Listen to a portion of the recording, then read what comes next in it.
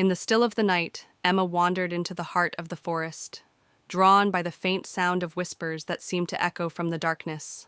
Clutching her flashlight tightly, its weak beam barely cut through the thick, oppressive fog.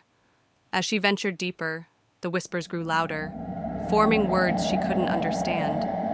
She stopped abruptly when glowing eyes stared at her from the shadows, only to vanish as she turned her flashlight toward them. Then, the whispers ceased altogether. Emma stumbled upon a decrepit cabin nestled deep within the forest.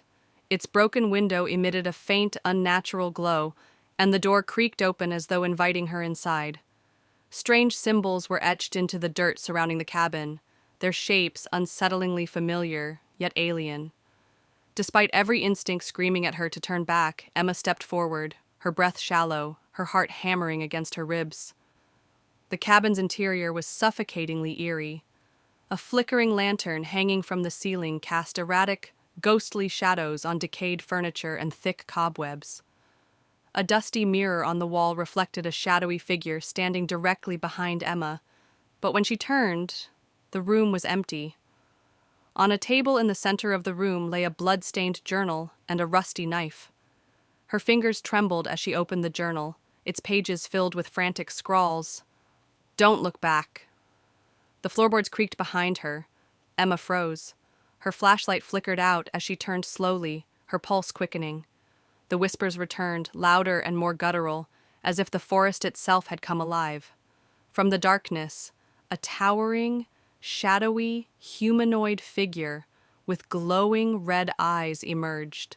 Its presence was suffocating, its form shifting and unnatural.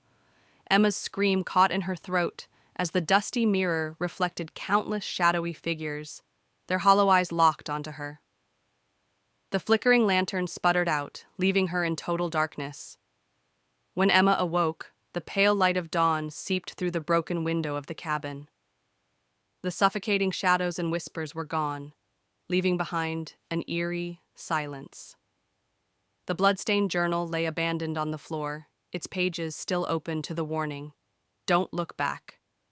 The mirror was cracked, its reflections fragmented and empty. Emma's chest heaved as she stumbled outside into the forest, now bathed in daylight. Though the terror had seemingly passed, she couldn't shake the feeling that something lingered in the forest. The whispers may have been silenced, but the presence was still there, watching and waiting for the night to return.